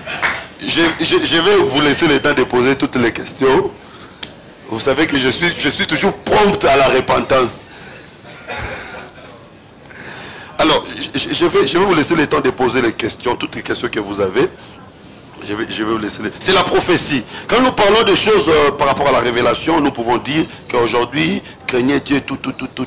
C'est ce que nous prêchons. C'est l'évangile que nous avons. Mais, puisque c'est la prophétie, il faut faire asseoir la prophétie dans les temps. Quand est-ce que cette écriture trouvera son vrai accomplissement? C'est ça la prophétie. C'est ça la prophétie. Ces textes-là ne s'accomplissent pas aujourd'hui. Ces textes-là ne s'accomplissent pas. C'est parce que vous voyez un seul ange. Je vous ai montré, Matthieu chapitre 24, on parle d'une seule trompette. Apocalypse chapitre 7, on parle d'un seul ange, mais c'est les deux soins. Alors, Israël sera restauré en ces temps-là. Je vais parler de la deuxième phase qui est la venue de l'Esprit de grâce. C'est après la guerre d'Armageddon que ça sera la deuxième phase. Alors, si vous lisez Apocalypse chapitre 7, on parle de 144 000 des 12 tribus d'Israël. Il y a une question qui m'a été posée. 144 000 sera un nombre physique ou un nombre spirituel? Bon, je vais répondre dans des volets. Je vais répondre dans des volets. D'abord, la bête sera physique ou spirituelle? La bête physique comme animal, cette tête, un esprit. Donc tous les langages là est symbolique. Le langage là est symbolique. Bon, les deux sont revêtus de sacs. Ils vont porter vraiment des sacs. C'est symbolique. Parce que j'avais fait un débat avec un prédicateur à Luanda qui dit qu'après l'enlèvement de l'église, tout redevient physique. Pourquoi? C'était par rapport au temps. La semaine, une semaine qui reste, elle est spirituelle ou elle est physique? Frère Chico peut bien nous répondre là. La semaine est spirituelle ou physique? Oui, nous sommes en train de travailler ensemble. Non, tu peux parler. C'est juste oui ou non.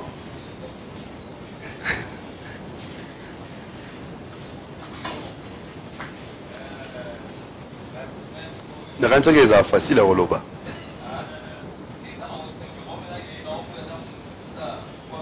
Non, mais tu peux parler.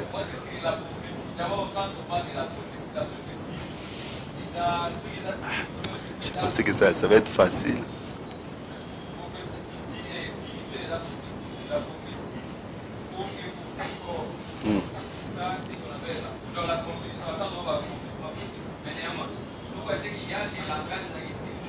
qui doivent être expliqués. Des langages qui doivent être expliqués. Toute chose dans la prophétie doit porter un corps. Mais pas nécessairement le corps déterminé dans la vision. Toute chose doit porter un corps, mais pas nécessairement. Parce qu'il y a des choses qui vont porter le même corps, il y a des choses qui vont changer de corps. D'accord. Donc quand on dit une semaine, on doit voir la semaine physique. Mais ça peut aussi prendre un autre aspect.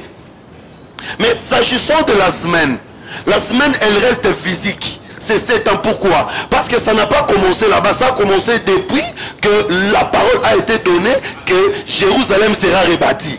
Donc le comptage a été physique. On ne peut pas changer le comptage quand on arrive là-bas. Non.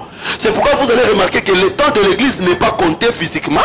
Parce que le temps de l'église c'est une parenthèse. Le temps de l'église est spirituel parce qu'il est une parenthèse. Mais le temps d'Israël sera physique parce que c'est un temps qui a commencé bien avant. Vous comprenez?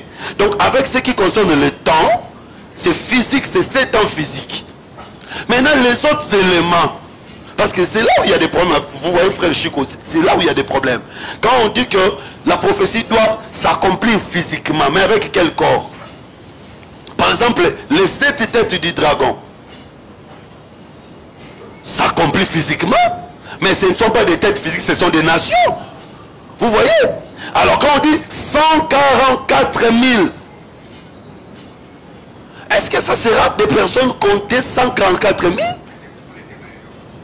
D'ailleurs, non, là, on ne peut même pas parler des témoins de Jéhovah ici. Et ils disent que les 144 sont ici à Kinshasa. Ils sont déjà, ça c'est terre à terre. On ne peut même pas aller là-bas. 144 000 des 12 tribus d'Israël. Je suis en train de réfléchir avec vous. D'abord, je vais dire que symboliquement, le nombre 144 a une explication. C'est 12 fois 12. C'est 12 fois 12. C'est une valeur numérique significative. Remarquez ce qui se passe lors de la restauration de l'autel avec Élie. Élie prendra 12 pierres. Et sur les 12 pierres, qu'est-ce qu'il versera? 4 fois 3 mesures d'eau. C'est écrit dans la Bible. C'est-à-dire que Élie avait versé 12 sur 12 pour la restauration. Donc c'est un nombre symbolique qui symbolise la restauration. C'est un nombre qui symbolise les restaurés. Bon, maintenant, ils seront seulement 144 000. Ils seront plus. Je ne peux pas répondre. Je n'ai pas de réponse. Mais j'ai dit que ces nombres-là symbolisent les restaurés. Peut-être qu'une autre personne peut répondre s'il a la réponse. Moi, je n'ai pas de réponse. Mais notez que ça signifie, c'est ça, l'accomplissement, frère Chico. Le corps, c'est que cela parle de restaurer. Bon, ils seront 144. Ils seront. Vous savez, quand on dit que Israël était sorti de l'Égypte 600 000, hein, Israël était sorti 600 000, c'était 600 000. Mais on n'a pas compté les femmes et les enfants. Voilà. On n'a pas compté les femmes et les enfants. Est-ce qu'il faut-il vraiment dire qu'ils sont sortis 600 000? Mais on prend 600 000, le chiffre 6, c'est un symbole que le Seigneur a fait sortir son fils. Son fils. Vous voyez, le chiffre 6 là représente le fils qui est sorti. Nous avons longuement parlé avec les frères, les 600 chars de Pharaon. Est-ce qu'ils étaient seulement 600 cavaliers? Parce que dans chaque char, il y avait 2-3 personnes.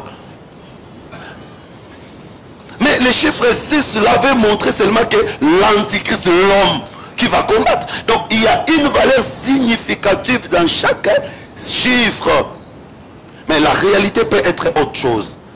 Donc, les gens peuvent être plus nombreux ou moins nombreux que 144 000. Mais ce que nous devons retenir de plus important, c'est que c'est un nombre de la restauration. Alors, pourquoi Israël vivra la restauration? Parce que Moïse a intercédé. Qui est Moïse? Moïse est de la tribu de Lévi. Moïse est l'arc-en-ciel. Ici, Moïse représente le Seigneur Jésus-Christ. C'est lui, par l'œuvre de la croix, qui a intercédé afin que Israël soit restauré. Vous savez que Lévi, c'est le troisième fils. Lévi a la couleur de l'émeraude. Allons-y. Allons dans Apocalypse chapitre 4. Je crois que c'est par là que nous allons terminer. Apocalypse chapitre 4. Je sais qu'il y a tellement de questions aujourd'hui. Apocalypse 4, le verset. Verset... comment se parle du verset 2? Apocalypse chapitre 4, le deuxième verset. Aussitôt, je fus ravi en esprit, et voici, il avait un trône dans les ciels. Et sur ce trône, quelqu'un était assis. Celui qui était assis avait l'aspect d'une pierre de jaspe et de sardoine. Bon, je vais aller vite parce qu'il y a encore beaucoup de choses à dire par rapport au trône d'Apocalypse 4. Mais je vais seulement vous dire que le trône d'Apocalypse 4, c'est le trône de l'éternité. C'est le trône de l'éternité. Pourquoi? Parce que le Seigneur reprend toutes ses formes. Toutes les formes qu'il a utilisées, il le reprend là-bas. Il y a une même personne qui est assise, mais qui a la forme de la pierre de jaspe et la pierre de sardoine. Vous savez que jaspe c'est Benjamin, sardoine c'est Ribin. Donc il est le dernier et le premier. Alors qu'on devait dire qu'il a la forme de sardoine et jaspe. C'est-à-dire que c'est quelqu'un qui est arrivé. Je ne sais pas comment je vais m'expliquer. Hein. Si quelqu'un quitte Gombe, il quitte poids lourd Gombe pour aller au pont Matete. Alors, vous les rencontrez à l'arrivée. C'est une petite équation. Vous les rencontrez à l'arrivée. Vous allez les rencontrer où? Si vous les voyez au pont Matete, que vous l'avez rencontré à l'arrivée. C'est comme ça, celui qui était Ruben, il devient Benjamin. Mais nous le rencontrons dans Benjamin. C'est que nous l'avons rencontré où? À l'arrivée. C'est-à-dire quand on le voit comme jaspe, c'est qu'il est arrivé. Il a quitté l'éternité pour l'éternité. Donc dans le trône d'Apocalypse 4, c'est l'éternité. Le Seigneur est arrivé. Je vais vous donner d'autres éléments qui prouvent que c'est le trône de l'éternité. Il est arrivé. Allons, continuons. Celui qui était assis avait l'aspect d'une pierre de jaspe et de sardoine. Et le trône était environné d'un arc-en-ciel semblable à des émeraudes. Le trône était environné. Environné. De quoi? De l'arc-en-ciel. Est-ce que frère Osé, un arc peut environner un trône? Le trône? Pas du tout. Frère Moïse, je crois que je suis... Oui. Je crois frère Boni. À mon élango. Donc, quand on dit que l'arc environne, c'est qu'il y a deux arcs. Parce que l'arc ne peut pas environner un trône. Donc quand l'arc environne le trône, c'est qu'il y a deux arcs. Vous savez que l'arc selon Noé, le livre de Genèse, c'est l'alliance. Le symbole de l'alliance, le signe de l'alliance. Donc quand il y a deux arcs, c'est que c'est deux alliances. C'est celui qui a fait la marche de la première alliance. Il a fait également la marche de la deuxième alliance. Il est arrivé.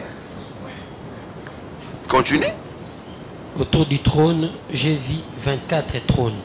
24 trônes. Il y a eu des débats ici. Parce que moi, je continue à affirmer notre ancienne confession. Que les 24 ici, c'est 12 de l'ancienne alliance, 12 de la nouvelle alliance. Alors, il y a eu des débats. Si vous dites que 24, c'est 12 de l'ancienne alliance et 12 de la nouvelle alliance. Bon, Jean est dans la nouvelle alliance. Il est parmi les 12 de la nouvelle alliance. C'est ça, non? Donc, si nous disons que le 24, c'est 12 de la nouvelle alliance, 12 de l'ancienne alliance, c'est que Jean doit manquer là-bas. Hein? Ça va faire 25 plus Jean. C'est comme ça les autres ont dit non, c'est faux. Ce n'est pas 12 de l'ancienne alliance, 12 de la nouvelle alliance. Maintenant ils ont commencé à donner des choses. Ils ont dit que c'est Metouchéla, c'est Enoch. Ah, Bandeko. Moi je continue à affirmer que c'est les 12 de l'ancienne alliance, 12 de la nouvelle alliance. Je vais vous poser une question. C'est Osée qui a dit que plus Jean ça fera 25. Je vais te penser que c'est eux qui disent ça. Oui. C'est ce que tu lis. Je vais te poser maintenant la question. Quand Jacob avait vu 12 et 11 étoiles en train de s'agenouiller devant une étoile, lui il était où? Quand c'est Joseph, il voit 11 étoiles en train de s'agenouiller devant une seule étoile, lui il était où? Mais il était aussi à l'extérieur. C'est possible que quelqu'un soit à l'extérieur mais qu'il soit aussi dans la vision. Tu dors ici, tu es en train de rêver que tu es en Europe. Mais tu es ici. Est-ce que c'est lui qui vient interpréter la vision va dire que non, c'est que ça ce n'est pas toi? Non, ça c'est la vision. Donc dans l'éternité, nous serons là, nous de la nouvelle alliance, et ceux qui ont travaillé dans l'ancienne alliance, nous serons là. Continue.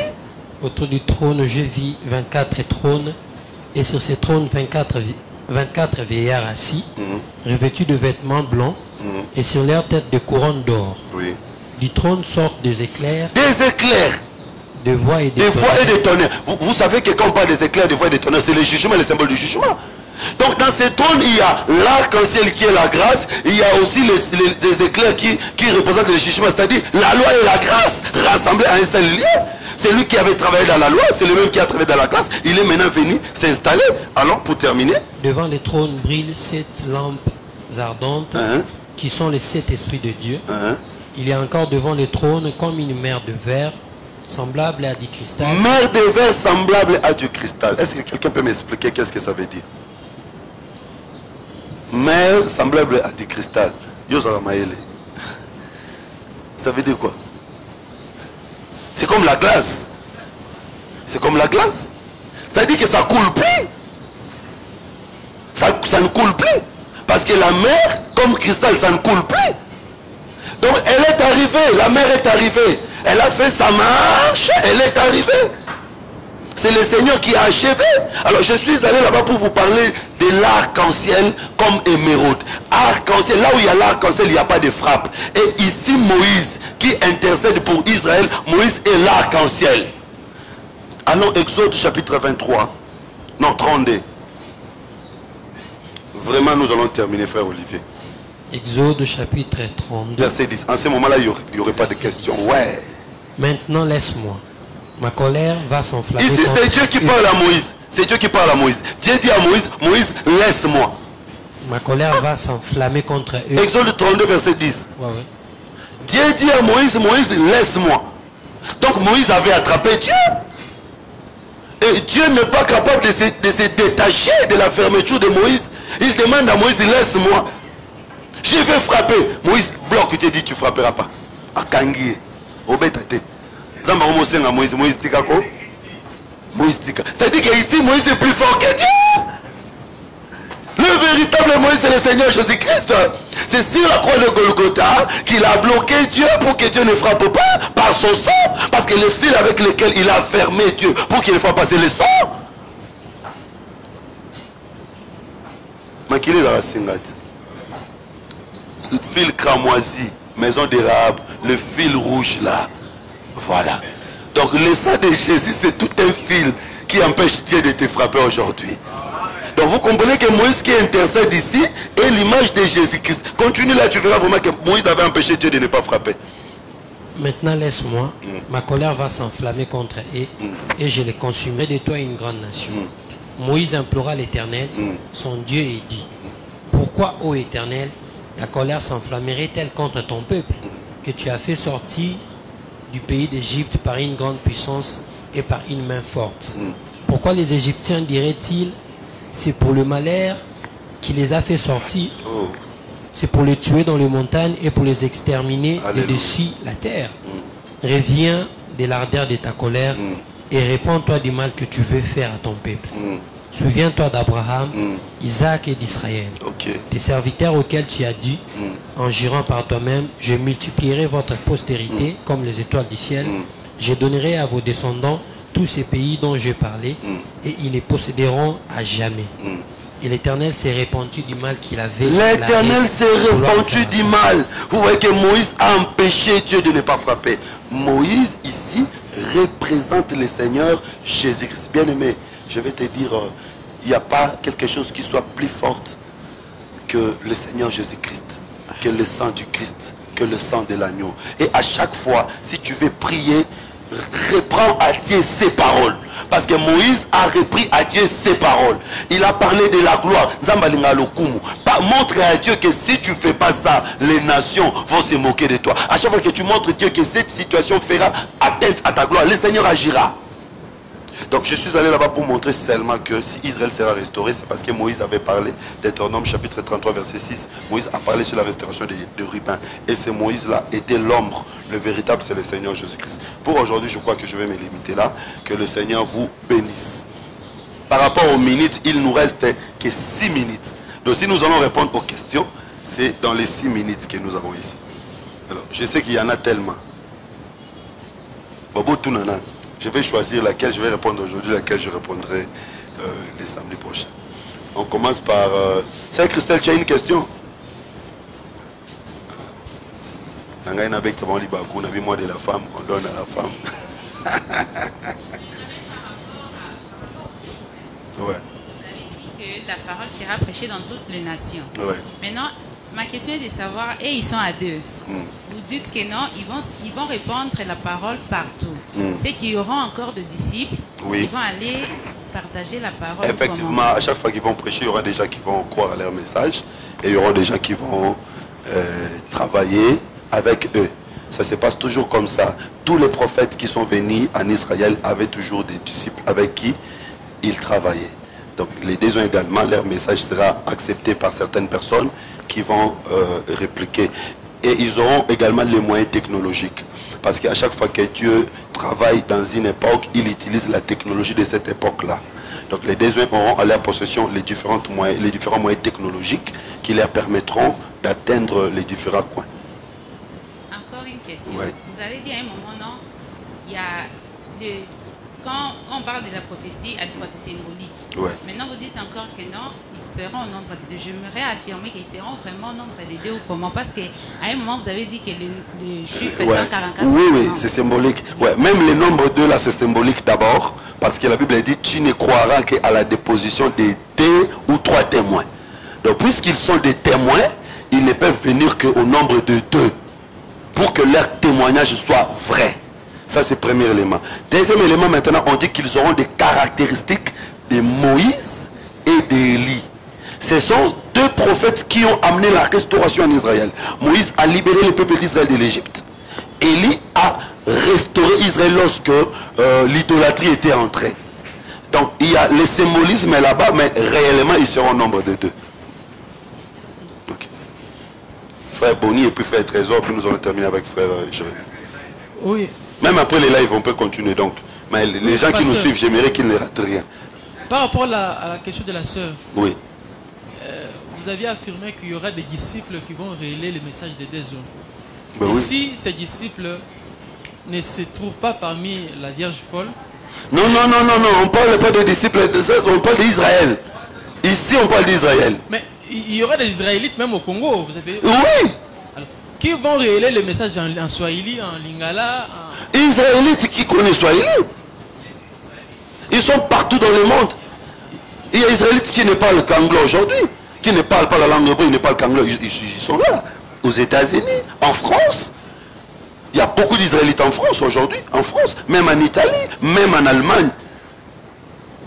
Israël est éparpillé partout. Vous savez que moi je vis une synagogue à Lubumbashi. Il y a une synagogue de Juifs à Lubumbashi. Les gens ceux qui nous suivent à Lubumbashi savent. Juste après les tunnels là, il y a une synagogue de Juifs. Au côté où on a été ok.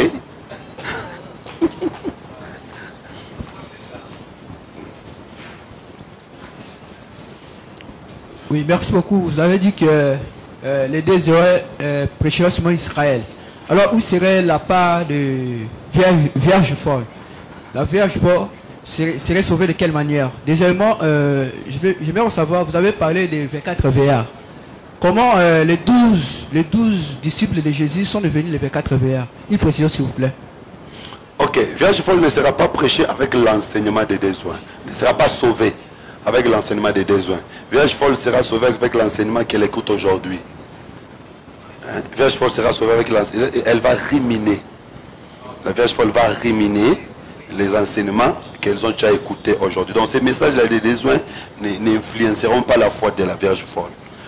En fait, les aides disent que la Vierge folle se souviendra lorsque les deux iront en Israël pour prêcher. À ce moment-là, ils se souviendront du message de Jésus.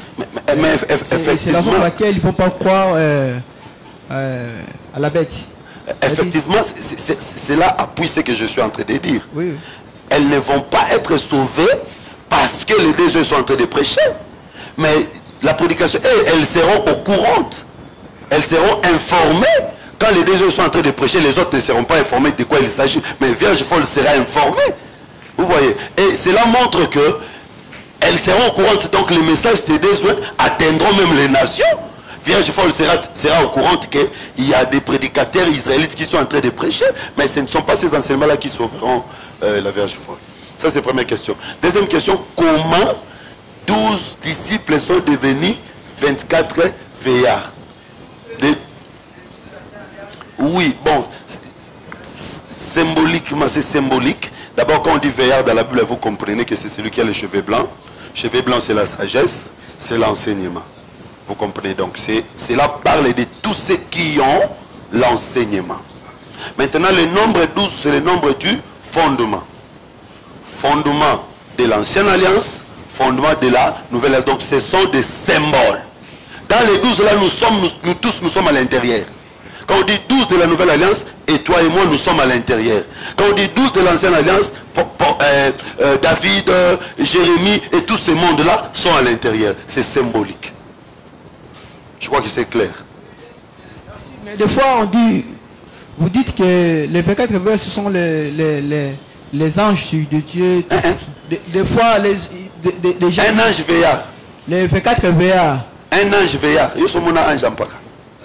Nous cherchons toujours la précision, parce que non. Il y a trop d'enseignements. Moi, je ne prêche pas ça.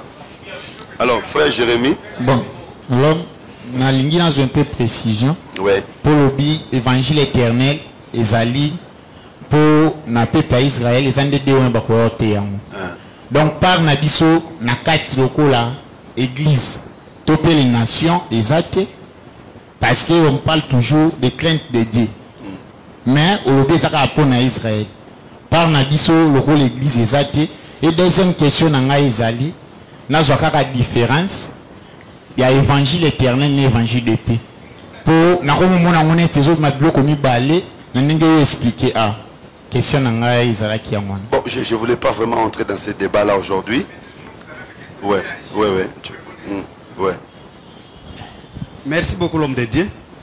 Si concernant l'Apocalypse 14, un prédicateur, parce que la Bible dit c'est poussé par le Saint-Esprit que les hommes parlent de la part de Dieu.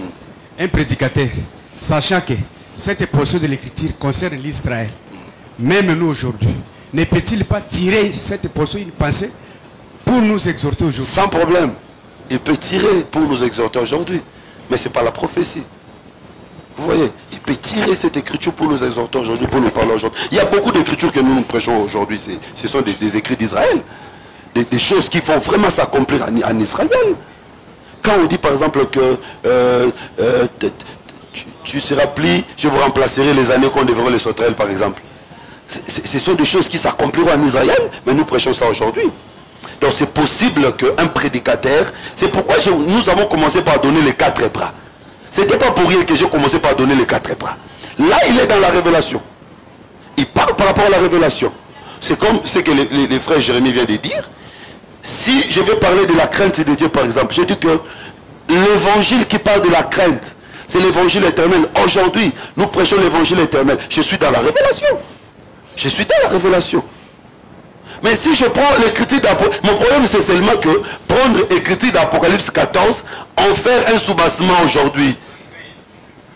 Vous prenez ce texte-là, vous en faites un soubassement aujourd'hui, frère, dans la perfection.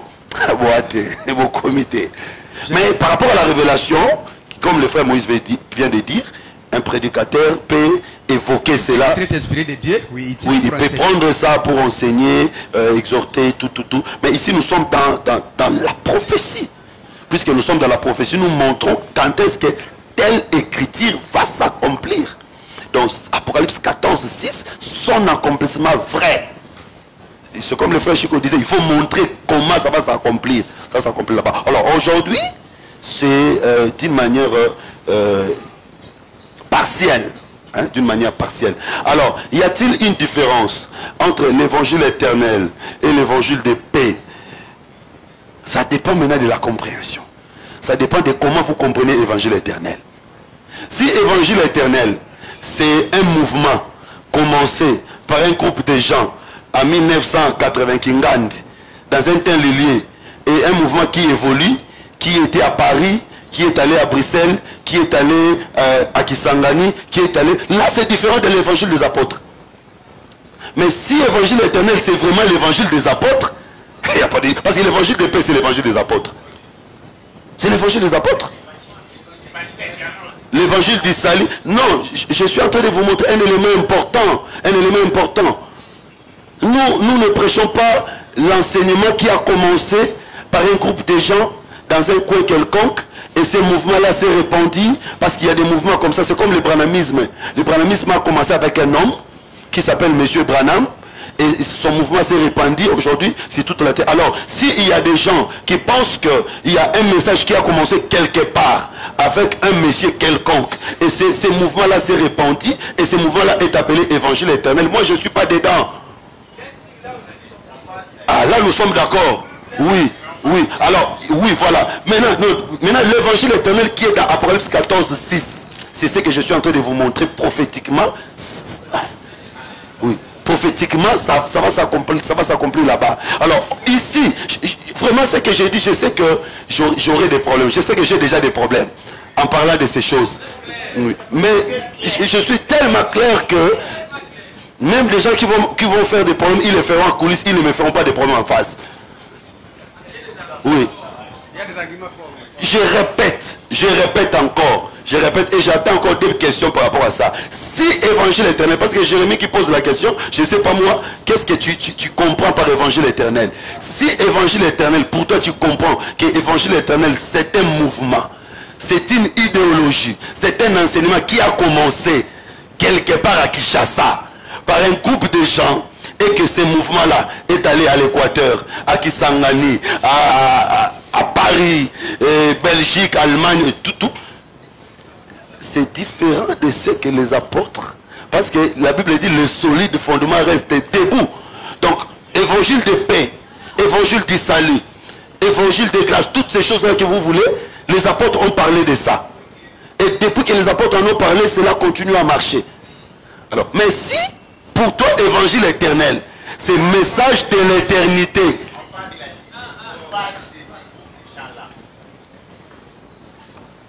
Toi, tu parles de quel évangile?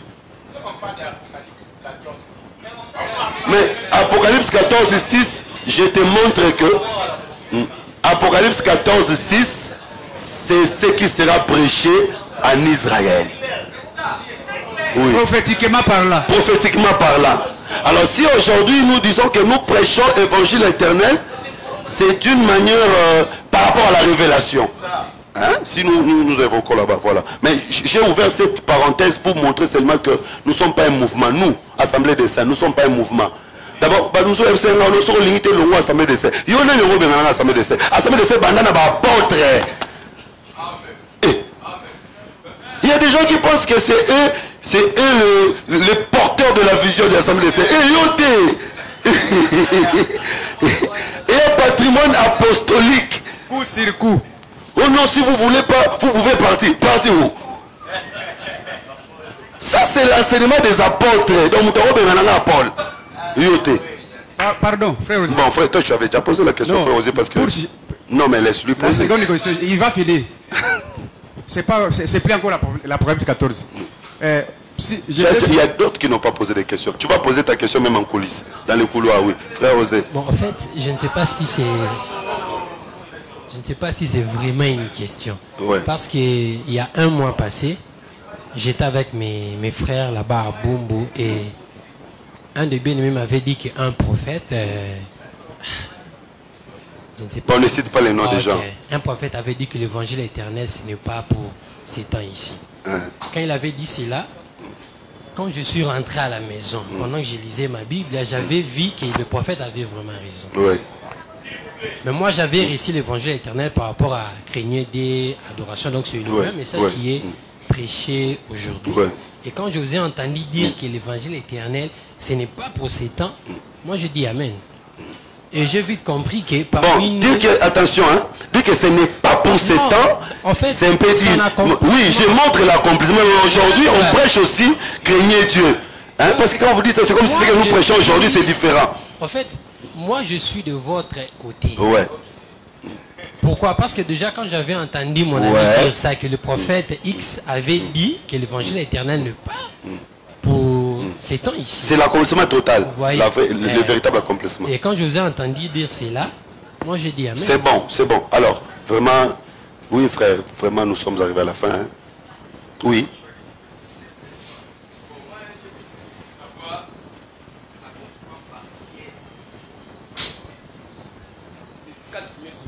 L'accomplissement partiel. Partiel, oui. Bon, c'est comme je vous ai dit que nous ne serons pas entrés en profondeur parce que nous sommes dans Ribin, nous allons passer. Il y aura des leçons si les 7 sauts. Nous aurons une leçon si l'ouverture de 7 sauts. Là, nous allons entrer en profondeur. Parce que la semaine prochaine, nous devons terminer avec Ribin. Et puis, j'ai montré seulement quand est-ce qu'Israël sera restauré. J'ai montré qu'Israël sera restauré pendant les premiers sauts. J'ai montré, pendant que l'Antéchrist est rentré travailler, les deux vont aussi travailler. Et je vais également montrer, pendant que l'Esprit de grâce viendra, c'est après la guerre d'Armageddon. Donc c'était juste ça mon problème. Je ne suis pas vraiment en train de parler sur les 7 sauts. Mais il y aura toute une leçon consacrée aux 7 sauts. Il y en aura. Même si ce n'est pas moi qui donne cette leçon, il y aura un autre professeur qui donnera une leçon sur les 7 sauts. En ce moment-là, vous allez... Sinon, nous ne serons pas terminés les 12 fils d'Israël. Je crois que prenez votre mal en patience. Vous allez comprendre. Sinon, entre-temps, si tu lis les livres scellés, tu as toutes les réponses possibles. Vraiment que Dieu vous bénisse abondamment. Toutes les questions, nous sommes prêts à répondre. Nous sommes des frères. J'ai toujours dit que quand je confesse quelque chose de différent de vous, je ne suis pas votre ennemi, nous sommes des frères. Donc, quelqu'un qui croit que non, évangile éternel, c'est aujourd'hui, il n'est pas mon ennemi. Pas mon ennemi, nous sommes des frères, je peux voir différemment de vous, mais le Seigneur peut toujours nous éclairer, peut nous réunir. Donc, il n'y a pas de souci en cela. Et vraiment, je demande que vous puissiez bien me comprendre, parce que je sais que